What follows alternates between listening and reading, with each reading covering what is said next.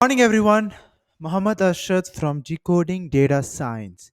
Today we are going to talk about one of the most important things and not last one of the last videos of this section, and that is called sharing. Right? You build a to this particular video is more about Power BI desktop. You have built this report, and now you want to publish it and you want to share it. So first thing is that you need to create an account, right? And you need to have an company account, and I have logged with my company email ID. You can see Arshad Ahmad. I'm logged in here, and now what you need to do is you need to go and click publish to Power BI server. Okay, just the last minute saves. Okay, I can select a destination, right? Like this particular thing is world population. Okay, so this is not there. Let me go and see my Power BI workspace, right? What I can do is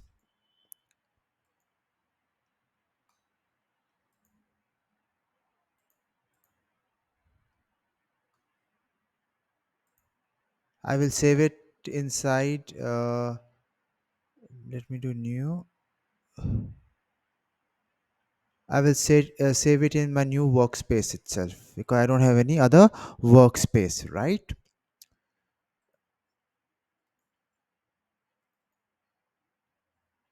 So it is publishing the world population growth dashboard in the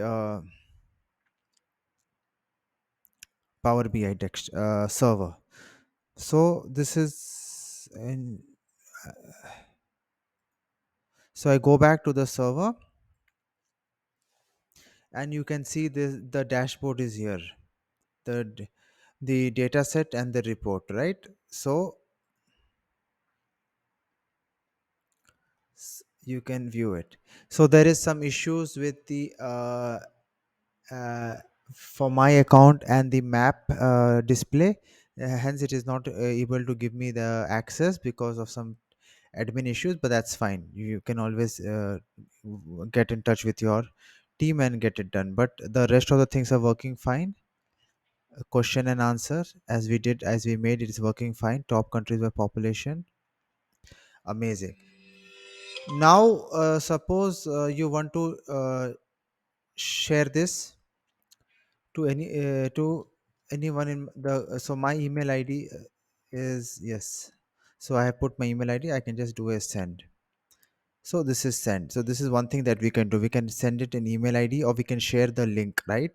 There was some option here, right? A copy link. So this link is there. You can give the link as well. Okay. One more interesting thing is, as we know, Microsoft Suite, right? It is a, you can also talk about it in Teams. So Microsoft Teams is used by a lot of companies, and you can share this report in Teams as well. So it is opening this bar. Okay, I am going to sign in Teams.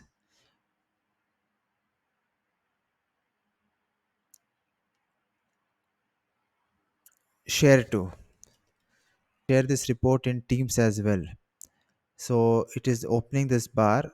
Okay, I am going to sign in Teams.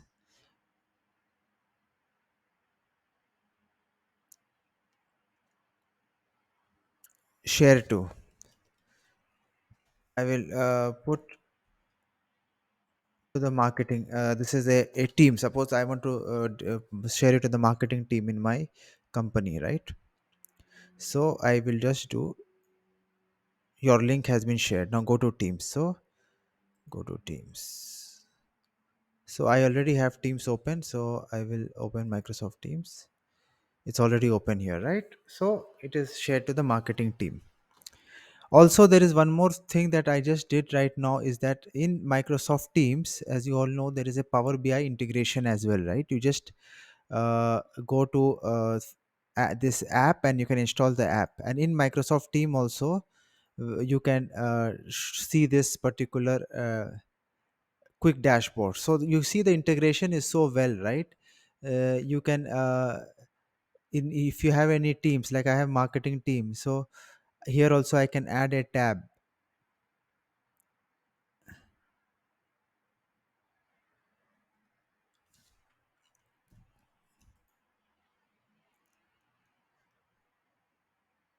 post, yes, my workspace I want to show use data, yes,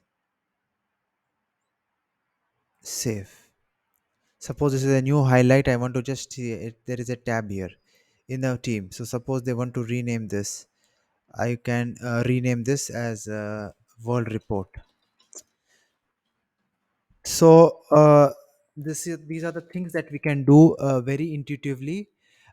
So see, that is why I talk about Microsoft suites, because it has been widely used.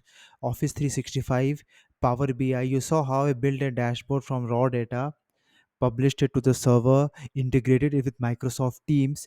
The thing is, data is actually required for its pre-usal at ease. So if it is there integrated in Teams in this particular tab, you can see how usable it has become. You don't need to go and open a dashboard. You need download a software like Power BI and again open this PBIX file, uh, and that those are the things that are there. So as we know, one thing that this file is saved as a PBIX file, right?